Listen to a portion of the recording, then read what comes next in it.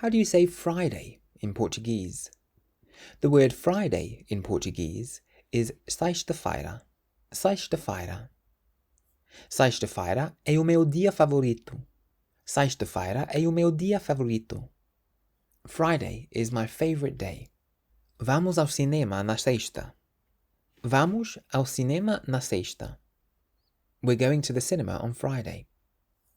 Hoje é sexta-feira. Hoje é sexta-feira. Today is Friday.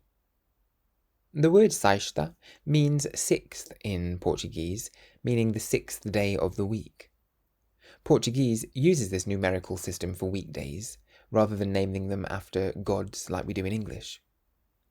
So if you want to say Friday in Portuguese, you can say sexta-feira. And if you want to learn to speak Portuguese, you can get my course, 3-Minute Portuguese, by going to www.3minlanguages.com. Don't forget to use the code WELCOME at checkout for a discount. Obrigado!